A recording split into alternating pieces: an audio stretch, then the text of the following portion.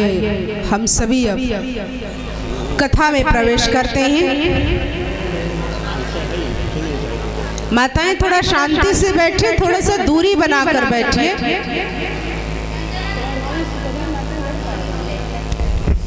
ये हमारी माताएं बहनें जो आई हैं वहाँ से कथा सुने और यहाँ बात कर रही हैं, आप लोगों से करबद्ध निवेदन है कि जितनी समय कथा में आप लोग दे सकें उतनी समय बातचीत ना करें, अति महान कृपा होगी। और आप लोग बढ़िया से बैठ के और प्रभु की पावन चर्चा को श्रवण करें। बोली राधा रानी सरकार की। आज बड़े ही खुशी का दिन है कि आज हम सभी कन्हैया के स्वयंवर के दृश्य का आनंद लेने के लिए आज इस कथा पंडाल में उपस्थित हुए हैं। लेकिन कन्हैया का स्वयंवर देखने से पहले हम सभी को उस रहस्य के बारे में जानना अति आवश्यक है। स्वयंवर मनाने तो आप सभी आए हैं, बड़ी खुशी की बात है। और बात आई है कि जब मनुष्य के जीवन में अभिमान आता है तो अभिमान मनुष्य को भगवान से दूर कर देता है। कहा गया है कि चढ़े तो चाखे बैकुंठ रस, गिरे तो चकनाचूर। कि जब हम भगवान के प्रेम में चढ़ते हैं तो सब कुछ मिल जाता है, लेकिन यदि कहीं अभिमान आया तो फिर गिरते हैं और कुछ भी नहीं बचता है। तो हम सभी ने कल के सत्र में सुना कि हमारे कन्हैया ने अपनी बाल लीलाओं में जो कुछ भी किया उसके पीछे का आध्यात्मिक रहस्य था। हम सभी ने यह भी जाना कि कन्हैया ने कौन सा माखन खाया, तो ज्ञान रूपी माखन खाया। और सभी को यह प्रेरणा दी कि हमें गुण चोर बनना है। गुण चोर माना कि कहीं से भी हमें कोई गुण दिखाई देता है, उस गुण को हमें धारण करना है, ले लेना है। यह संसार विस्तार है। इस विस्तार संसार के सार को हमें ग्रहण करना है। सार को कह रखे थोथा दे। तो हमें सार को समझना भी है और सार को धारण भी करना है। हमें यह भी प्रेरणा मिली कि अगर भगवान को पाना है तो देह अभिमान का जो आवरण है, ये देह अभिमान का जो वस्त्र है जिसको हम सभी ने धारण कर लिया, जिसको हम ये समझते हैं कि यही सब कुछ है,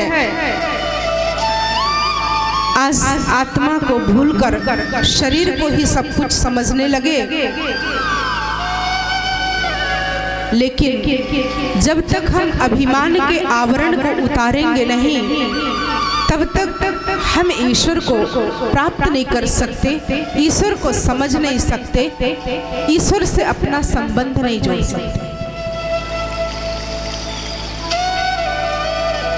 कल के सत्र में हमने यह भी जाना था कि जब तक हम भगवान के कार्य में सहयोगी नहीं बनेंगे, तब तक यह कलियुगी रूपी पहाड़ उठेगा नहीं। कल आप सभी ने गोवर्धन पूजा देखा, तो ये कलियुगी रूपी पहाड़ को उठाने के लिए परमात्मा को सृष्टि पर आना पड़ता है। एक एक उंगली के सहयोग से छोटा कार्य भी बड़ा आसान हो जाता है। और फिर पुनः इस संसार में सतयुग आएगा। जब कलयुग रूपी पहाड़ उठेगा तो सतयुग की सृष्टि पर आएगा।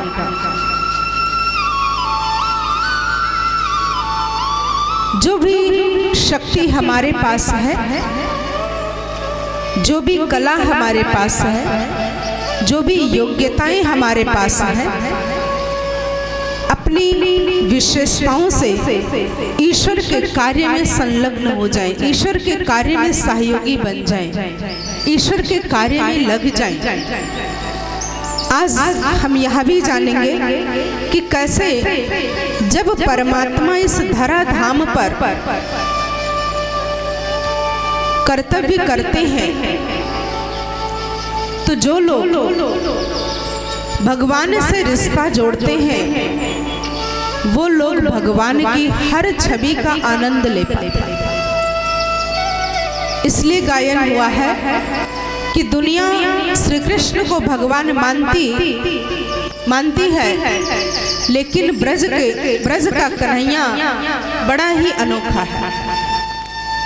कहते हैं कि ब्रज का कन्हैया 100 गोपियों का जूठा है। दुनिया के लिए भगवान है, लेकिन ब्रज के गोपियों ने उसके हर छवि को बड़ा मनोरम अनुभव किया। कहने का तात्पर्य है कि जब हम परमात्मा को याद करते हैं, जब यह मन प्रभु के प्रेम में दीवाना हो जाता है तो प्रेम में नियम समाप्त हो जाता है। जहाँ प्रेम है वहाँ नियमों की आवश्यकता नहीं है। और जहाँ परमात्मा के प्रति मन में प्रेम जागृत हो जाए तो आत्मा की उन्नति होना शुरू हो जाती है, फिर आत्म उन्नति होने लगती है। इसलिए दुनिया में किसी को किसी से यदि प्रेम हो जाए तो बहुत अच्छा शब्द उसमें कहते हैं अंग्रेजी में fall in love, अर्थात उस प्यार में फिर गिरावट है, धीरे धीरे इंसान गिरने लगता है। लेकिन अगर आत्मा की प्रीति परमात्मा से जुड़ जाए तो यह राइजिंग लव है जो ऊपर उठाता है। परमात्मा प्रेम करते हैं, भगवान से प्रेम करते हैं तो भगवान के लिए सर्वस्व न्यौछावर करते हैं और भगवान भी आपके लिए हमेशा हाजिर है। दुनिया का प्रेम मोह में कन्वर्ट हो चुका है, मोह में बदल चुका है।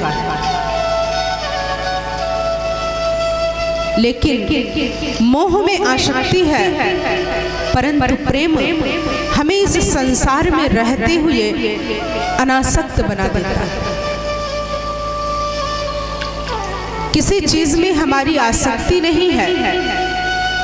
मोह पुराना हो सकता है लेकिन प्रेम कभी पुराना नहीं हो सकता।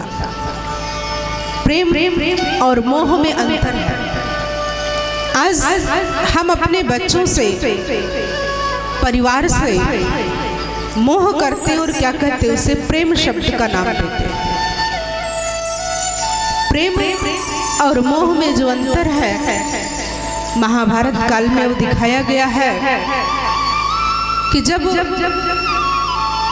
अश्वत्थामा हाथी मारा गया और जब युधिष्ठिर ने कहा गुरु द्रोणाचार्य के सामने कि अश्वत्थामा हतो नरो या कुंज, अश्वत्थामा मारा गया, उसी समय गुरु द्रोणाचार्य तुरंत अपने शस्त्र को छोड़ते हैं और अश्वत्थामा की ओर भागते हैं।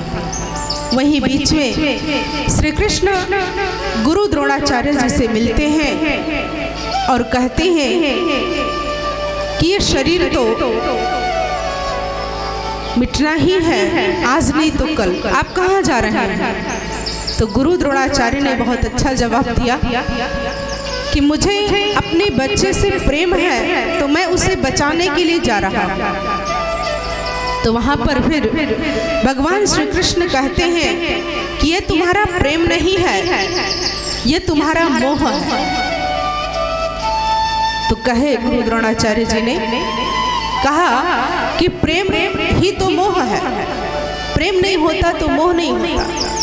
अंतर क्या है? तो उस समय भगवान प्रेम और मोह का अंतर बताते हैं कि प्रेम कहता है कि भगवान मेरे पुत्र को सारे संसार का सुख दे, और मोह कहता है कि मैं अपने पुत्र को सारे संसार का सुख दूं। प्रेम बांधता नहीं है, प्रेम बंधनों से छुड़ाता है, लेकिन मोह बंधन में बांधता है। जब प्रेम होगा तो हम सभी, जिस भी बच्चे से प्रेम है, पति से प्रेम है, भाई से प्रेम है,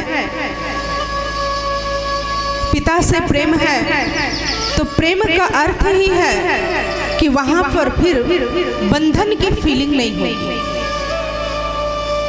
और यदि बंधन की फीलिंग होती है तो वह प्रेम नहीं है, फिर वह मोह में बदल जाता है।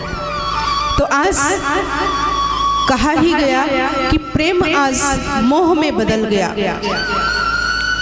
अब हमें विचार करना है कि जैसे हर गोपी अपने साथ श्री कृष्ण को अनुभव करते थे, कृष्ण सबके साथ थे, सबको यह अनुभव था कि कृष्ण हमारा ही है।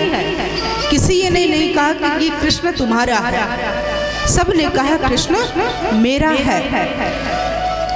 हर गोपी के साथ श्री कृष्ण को दिखाया गया, और ऐसे ही हम सबको भी अपने दैनिक जीवन में, अपने हर कर्म में भगवान को अपना साथी अनुभव करना है। गोपियों ने हमको सिखाया कि परमात्मा की याद और परमात्मा के साथ को हम अपनी दिनचर्या में हर समय अनुभव करें तो हर कर्म हमारा परफेक्ट होगा। लेकिन जब गोपियों को भी अपने प्रेम का अभिमान आ गया, जब गोपियों को भी अपने प्रेम का अभिमान आ गया तो श्री कृष्ण गोपियों को छोड़कर चले गए।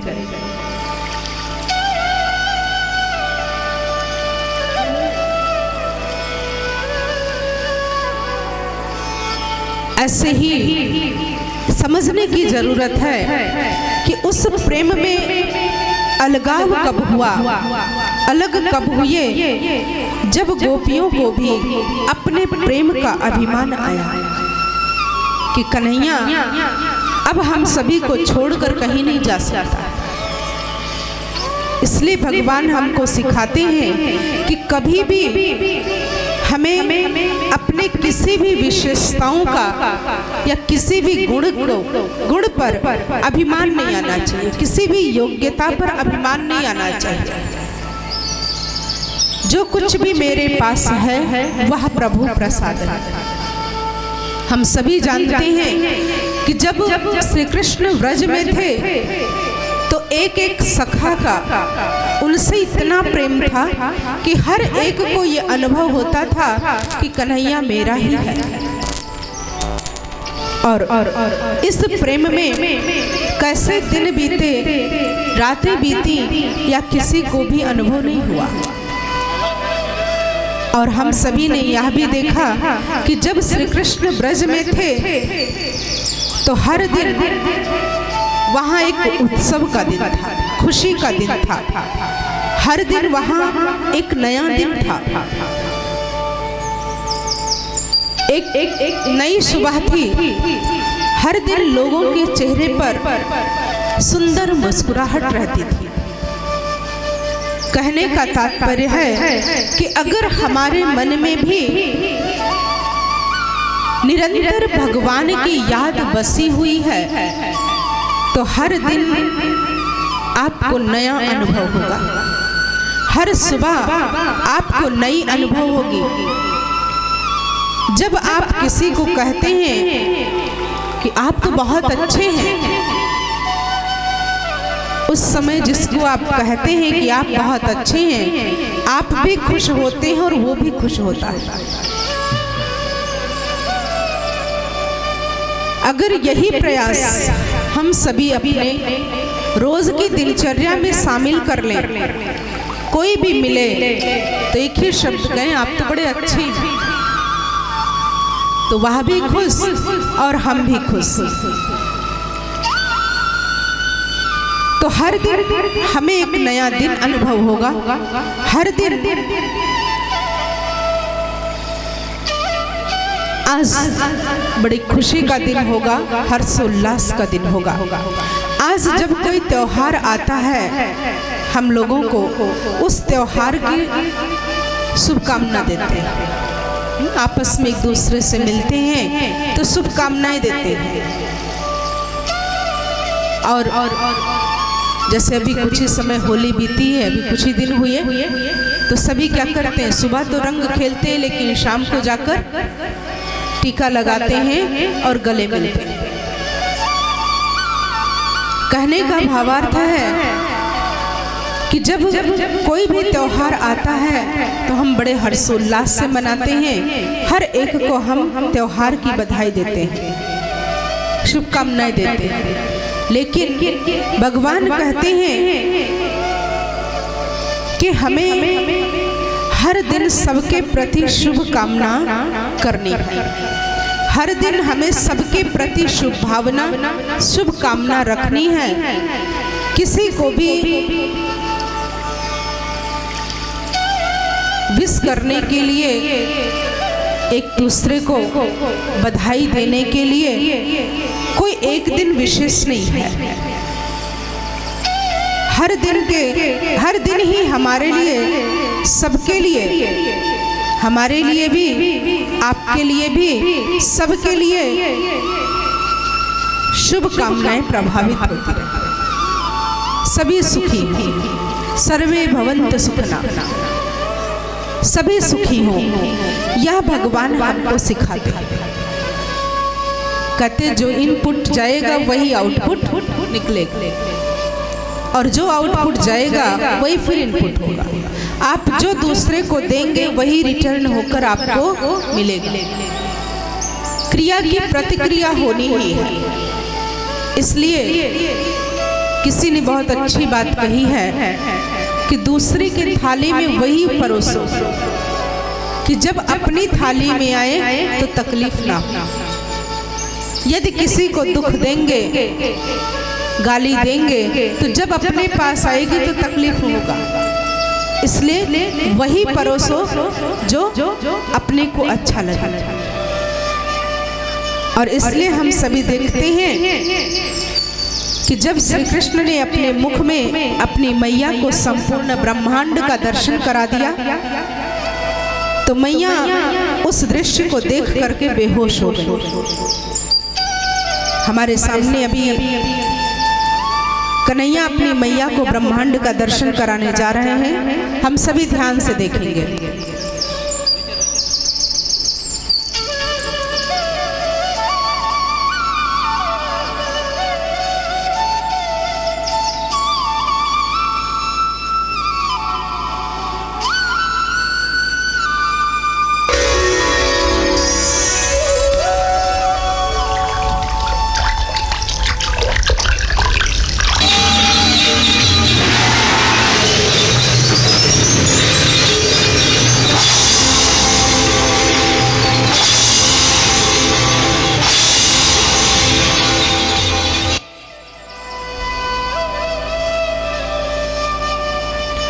तो अभी हम सभी ने वीडियो के माध्यम से देखा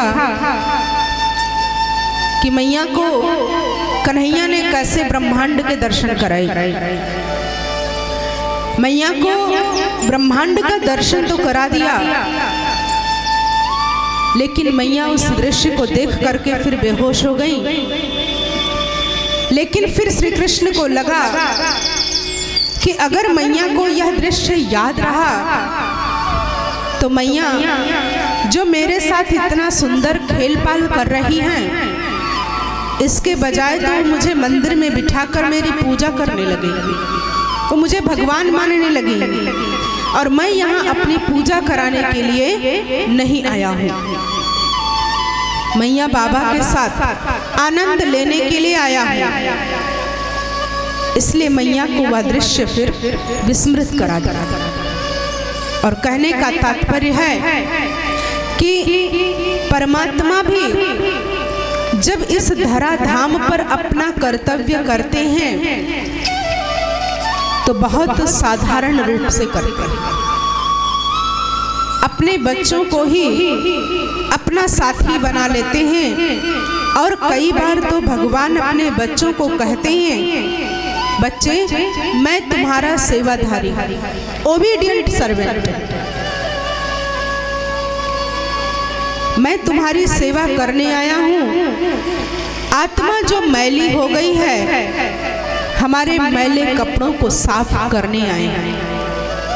आत्मा जो पतित हो गई है, आत्माओं को अपनी स्नेह भरी दृष्टि से भगवान पावन बनाने आए हैं। इस दुख धाम को सुख की दुनिया बनाना, शांति की दुनिया बनाना, यह भगवान का ही कार्य है।